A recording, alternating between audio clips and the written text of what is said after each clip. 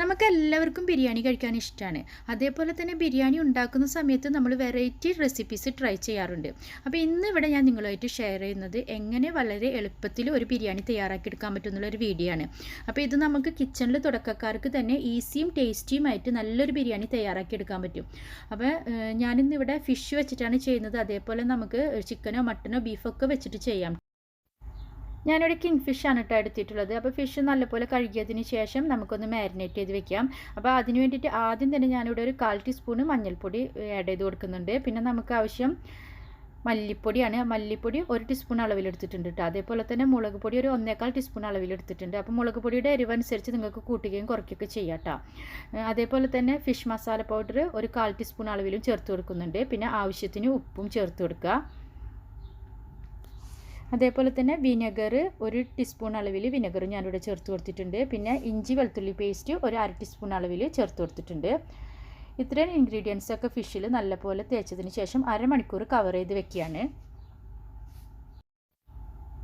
ഇനി നമുക്ക് ചോറ് തയ്യാറാക്കിയെടുക്കണം. ചോറ് തയ്യാറാക്കിയെടുക്കാൻ വേണ്ടിയിട്ട് ഇപ്പോൾ 1/2 കിലോ മീനല്ലേ ഉള്ളൂ. അപ്പോൾ ഏകദേശം 2 കപ്പ് അരി നമുക്ക് ആവശ്യമുണ്ടായിരിക്കുള്ളൂ. അപ്പോൾ 2 കപ്പ് അരിക്ക് വേണ്ടിയിട്ട് ഞാനിപ്പോൾ ഇവിടെ ഏകദേശം 6 കപ്പോളം വെള്ളം ഒഴിച്ചു കൊടുക്കുന്നുണ്ട്. കാരണം നമ്മൾ ഈ അരി 1/4 വേവിൽ ഊറ്റിയെടുക്കുകയാണ് ചെയ്യുന്നത്.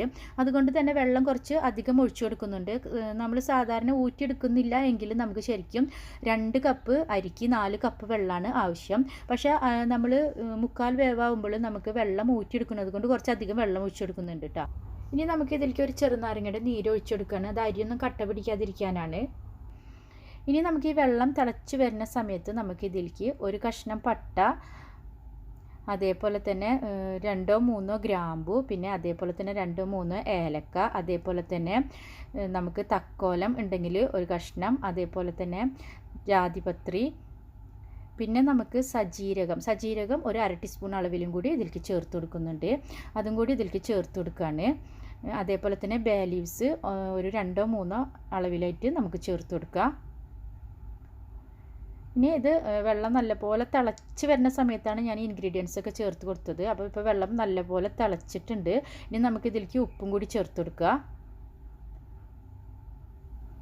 അതിനുശേഷം നമ്മളിപ്പോൾ ഇവിടെ കഴുകി വെച്ചേക്കുന്ന അരി ഡയറക്റ്റ് ചേർത്ത് കൊടുക്കുകയാണ് കേട്ടോ. അപ്പോൾ ബസുമതി റൈസാണ് ചേർത്ത് കൊടുക്കുന്നത്. അപ്പോൾ നിങ്ങളുടെ അരിയുടെ വേവ് അനുസരിച്ച് നിങ്ങളത് 20 മിനിറ്റ് വെള്ളത്തിലിട്ട് കുതിർക്കണോ വേണ്ടയോ എന്ന് തീരുമാനിക്കണം. അപ്പോൾ നിങ്ങളുടെ അരിയുടെ വേവ് അനുസരിച്ച് വേണം നിങ്ങൾ അരി 20 മിനിറ്റോ അല്ലെങ്കിൽ അരമണിക്കൂറോ വെള്ളത്തിലിട്ട് കുതിർക്കണോ വേണ്ടയോ എന്ന് തീരുമാനിക്കാൻ വേണ്ടിയിട്ടാണ്. ഇനി നമുക്ക് ഈ അരി വേവുന്ന സമയം കൊണ്ട് നമുക്ക് ഫിഷിന് വേണ്ടിയിട്ടുള്ള കുറച്ച് മസാലകളൊക്കെ തയ്യാറാക്കിയെടുക്കാം. അപ്പോൾ അതിന് വേണ്ടിയിട്ട് നമുക്ക് ഒരു മിക്സിയുടെ ജാറിലേക്ക് 1 പിടി മല്ലിയിലയും അതേപോലെ തന്നെ 1 പിടി പുതിനയിലയും കൂടി ഇട്ട് കൊടുത്തിട്ടുണ്ട്. ഇനി നമുക്ക് ഇതിലേക്ക് ഇട്ട് കൊടുക്കാനുള്ളത് 1 പിടി കാഷ്യൂനട്ടും അതേപോലെ തന്നെ 1/2 കപ്പ് തൈരും കൂടി ഒഴിച്ചിട്ട് നല്ലപോലെ അടിച്ചെടുക്കുക. ഇത് നമുക്ക് ഫിഷ് മസാല തയ്യാറാക്കുന്ന സമയത്തേക്ക് വേണ്ടിയിട്ട് മാറ്റി വയ്ക്കാം. അതേപോലെ തന്നെ നമ്മളുടെ ചോറും ഇപ്പോൾ ഇവിടെ റെഡി ആയിട്ടുണ്ട്. അപ്പോൾ ചോറ് നമുക്ക് ഊറ്റി മാറ്റി വയ്ക്കാണ്. ചോറ് 1/4 വേവാവുന്ന സമയത്ത് ഊറ്റി മാറ്റി വയ്ക്കാം കേട്ടോ. ഇനി നമുക്ക് ബിരിയാണി തയ്യാറാക്കാനുള്ള പാത്രത്തിലേക്ക് നമ്മൾക്ക് ഒരു 1/4 കപ്പ് നെയ്യ് ഒഴിച്ചു കൊടുക്കുക. ഇതിലേക്ക് നമുക്ക് ഗാർണിഷ് ചെയ്യാനുള്ള സബോള വറുത്ത് കോരി മാറ്റണം. അപ്പോൾ ആദ്യം തന്നെ തിന്നായിട്ട് അരിഞ്ഞേക്കുന്ന 2 സബോള ഞാനിവിടെ ഇട്ട് കൊടുത്തിട്ടുണ്ട്. അപ്പോൾ ചെറിയ സബോള ആയതുകൊണ്ടാണ് 2 എണ്ണം കേട്ടോ. അപ്പോൾ വലിയ സബോളയൊക്കെ ആണെങ്കിൽ 1 എണ്ണം മതി ഗാർണിഷ് ചെയ്യാൻ വേണ്ടിയിട്ട്. അപ്പോൾ ഈ സബോള നല്ല പോലെ ഒന്ന് ഫ്രൈ ആയിട്ട് വരാൻ വേണ്ടിയിട്ട് നമുക്ക് വെയിറ്റ് ചെയ്ത് വെക്കാം. ഇനി സബോള നമുക്ക് നല്ല പോലെ ഫ്രൈ ആയി വരുന്ന സമയത്ത് നമുക്ക് ഇതിലേക്ക് ആവശ്യത്തിന് അണ്ടിപ്പരിപ്പും അതുപോലെ തന്നെ നമുക്ക് മുന്തിരിയും കൂടി ചേർത്ത് കൊടുക്കണം. അപ്പോൾ അണ്ടിപ്പരിപ്പും മുന്തിരിയൊക്കെ നമ്മളുടെ ഇഷ്ടത്തിനനുസരിച്ച് എത്ര വേണമെന്ന് തീരുമാനിക്കാം. പിന്നെ 2 കപ്പ് അരിക്കൊക്കെ ആണെങ്കിൽ വളരെ കുറഞ്ഞ അളവിൽ മതി. അപ്പോൾ ഒരു ചെറിയ പിടി അണ്ടിപ്പരിപ്പും അതേപോലെ തന്നെ ചെറിയ പിടി മുന്തിരിയും കൂടി ഞാൻ ഇതിലേക്ക് ചേർത്ത് കൊടുക്കുന്നുണ്ട്. എന്നിട്ട് നമുക്ക് ഒരുമിച്ച് വറുത്ത് കോരി എടുക്കാം കേട്ടോ. അതേപോലെ തന്നെ അണ്ടിപ്പരിപ്പ് ഇട്ട് കൊടുത്ത് ഏകദേശം അത് നമുക്ക് ഫ്രൈ ആയി വരുന്ന സമയത്ത് മാത്രം മുന്തിരി ഇട്ട് കൊടുത്താൽ മതി കേട്ടോ. കാരണം മുന്തിരി പെട്ടെന്ന് കരിയും. നമുക്ക് ഈ പാനിൻ്റെ ചൂട് തട്ടിയാൽ തന്നെ മുന്തിരി കരിയും. അപ്പോൾ ലാസ്റ്റാണ് മുന്തിരി ഇട്ട് കൊടുക്കുക. അതേപോലെ തന്നെ മുന്തിരി ഇട്ട് കൊടുത്ത വശം നമ്മളെല്ലാവരും കൂടി ഇങ്ങോട്ട് കോരി എടുക്കണം. അല്ലെങ്കിൽ മുന്തിരി പെട്ടെന്ന് കരിഞ്ഞു പോകും. അല്ലെങ്കിൽ നിങ്ങൾക്ക് സെപ്പറേറ്റ് വറുത്തെടുക്കാം. ആദ്യം സബോള വറുത്ത് കോരി മാറ്റാം, പിന്നെ അണ്ടിപ്പരിപ്പ്, പിന്നെ മുന്തിരി, അല്ലെങ്കിൽ ഇതേപോലെ ചെയ്യാം. അപ്പോൾ നമ്മുടെ ഗാർണിഷ് ചെയ്യാനുള്ള ഐറ്റംസൊക്കെ നമ്മൾ കോരി എടുത്തിട്ടുണ്ട്. ഇനി നമ്മൾ ഈ പാനിലേക്ക് തന്നെ ഇപ്പോൾ അണ്ടിപ്പരിപ്പും മുന്തിരിയും ഒക്കെ വറുത്ത ഈ പാനിലേക്ക് തന്നെ ചെറുതായിട്ട് അരിഞ്ഞേക്കണ 2 സബോളയും അതേപോലെ 2 തക്കാളിയും പച്ചമുളക് നെടുകെ കീറിയതും കൂടി ചേർത്ത് കൊടുക്കുകയാണ്. ഇനി ഇത് നല്ലപോലെ വഴറ്റി കൊടുക്കുക. ഇത് നമുക്ക് നല്ലപോലെ വഴന്ന് കിട്ടുന്ന സമയം കൊണ്ട് നമുക്ക് ഒരു ഇൻഗ്രീഡിയൻസും കൂടി തയ്യാറാക്കണം. അതായത് നമുക്ക് കുറച്ച് ചൂടുള്ള പാലിൽ നമുക്ക് ഒരു നുള്ളു കുങ്കുമപ്പൂവ് ഇട്ട് വെക്കണം. അപ്പോൾ ഇതും നമുക്ക് ചോറിൻ്റെ മേലെ ഇട്ട് കൊടുക്കാനാണ്. നമ്മൾ നേരത്തെ തന്നെ ഇത് ചൂടുള്ള പാലിൽ ഇട്ട് വെച്ച് കഴിഞ്ഞാൽ നമ്മുടെ ബിരിയാണി സെറ്റാക്കുന്ന സമയമാകുമ്പോഴേക്കും ഇതിൻ്റെ സത്തൊക്കെ ഇറങ്ങിയിട്ടുണ്ടായിരിക്കും. അപ്പം നമ്മുടെ സബോളയും അതേപോലെ തന്നെ തക്കാളിയൊക്കെ ഇവിടെ ഇപ്പോൾ നല്ലപോലെ വഴന്ന് കിട്ടിയിട്ടുണ്ട്. ഇനി ഇതിലേക്ക് 1/2 ടീസ്പൂണ് മുളക് പൊടി, 1/2 ടീസ്പൂണ് മല്ലിപ്പൊടി, അതേപോലെ തന്നെ 1/2 teaspoon garam masala powder, 1/2 teaspoon മഞ്ഞൾപ്പൊടി ഒക്കെ ചേർത്ത് കൊടുക്കുക. അപ്പോൾ എല്ലാവരും 1/2 ടീസ്പൂൺ അളവിലാണ് കേട്ടോ ഞാനിപ്പോൾ ഇവിടെ ചേർത്ത് കൊടുത്തിട്ടുള്ളത്. അതേപോലെ തന്നെ 1/2 ടീസ്പൂണ് പെരിഞ്ചീരകം കൂടി ചേർത്ത് കൊടുത്തിട്ടുണ്ട്. പിന്നെ 1/2 ടീസ്പൂൺ ഉപ്പും കൂടി ചേർത്ത് കൊടുക്കുക.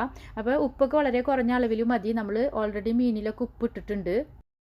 ഇനി നമ്മുടെ മിക്സിയിൽ അടിച്ച് വെച്ചേക്കുന്ന പുതിന, മല്ലിയില, തൈരൊക്കെ കൂടി നമ്മൾ അടിച്ച് വെച്ചേക്കുന്നതും കൂടി ഇതിൽ ചേർത്ത് കൊടുക്കുക.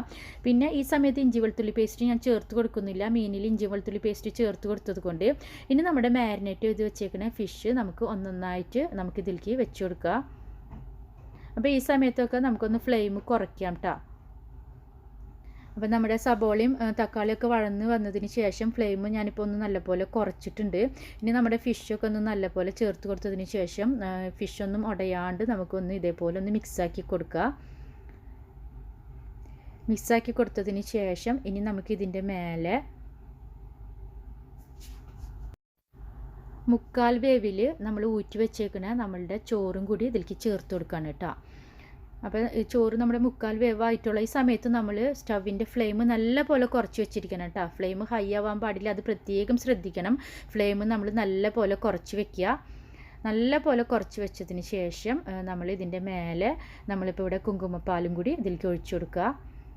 ഇനി നമുക്ക് ഗാർണിഷ് ചെയ്യാനുള്ള നമ്മുടെ അണ്ടിപ്പരിപ്പ്, മുന്തിരി, സബോള വറുത്തത് ഒക്കെ നമുക്കിതിൻ്റെ മേലേക്ക് ചേർത്ത് കൊടുക്കുക. ഇനി നമുക്ക് ഇതിൻ്റെ മേലെ ഒരു 2 ടേബിൾ സ്പൂണ് അളവിൽ നെയ്യും കൂടി ചേർത്ത് കൊടുക്കാം. അതിനുശേഷം നമ്മൾ ഇത് അലുമിനിയം ഫോയിൽ കൊണ്ട് നല്ലപോലെ കവർ ചെയ്തതിന് ശേഷം നമുക്ക് പാനിൻ്റെ മൂടി വെച്ചിട്ട് അടയ്ക്കാം. ഇനി നമ്മൾ ലോ ഫ്ലെയിമിൽ ഇട്ടിട്ടാണ് കേട്ടോ വേവിച്ചെടുക്കുന്നത്. ലോ ഫ്ലെയിമിൽ ഇട്ടിട്ട് ദമ്മിട്ടെടുക്കുകയാണ്. അപ്പോൾ ലോ ഫ്ലെയിമിൽ ഇട്ടിട്ട് നമ്മളൊരു 20 മിനിറ്റോളം അങ്ങനെ ലോ ഫ്ലെയിമിൽ വെച്ചതിന് ശേഷം നമ്മൾ തുറന്ന് നോക്കിക്കഴിഞ്ഞാൽ നമ്മുടെ ടേസ്റ്റി ഫിഷ് ബിരിയാണി ഇവിടെ റെഡി ആയിട്ടുണ്ടായിരിക്കും. അതേപോലെ തന്നെ ഫിഷ് ആയതുകൊണ്ട് തന്നെ നമുക്ക് 20 മിനിറ്റിൻ്റെ ഉള്ളിലൊക്കെ നല്ലപോലെ വെന്ത് കിട്ടിയിരിക്കും. പിന്നെ 1/4 വേവിലുള്ള റൈസ് ആയതുകൊണ്ട് റൈസും നല്ലപോലെ വെന്തിട്ടുണ്ടായിരിക്കും. അതേപോലെ തന്നെ പുതിനയിലയും മല്ലിയിലയും ഒക്കെ അടിച്ച് ചേർത്തത് കൊണ്ട് തന്നെ ഒരു പ്രത്യേക ടേസ്റ്റും ആയിരിക്കും. അപ്പോൾ എല്ലാവരും ട്രൈ ചെയ്യുക. വളരെ ഈസി ആയിട്ട് നമുക്ക് തയ്യാറാക്കി എടുക്കാൻ പറ്റും. അപ്പോൾ വീഡിയോ കണ്ടതിനും ഇതുവരെ സപ്പോർട്ട് ചെയ്തതിനും എല്ലാവർക്കും താങ്ക്സ്. വീണ്ടും പുതിയൊരു വീഡിയോയിലൂടെ പുതിയൊരു റെസിപ്പിയിലൂടെ കാണാം.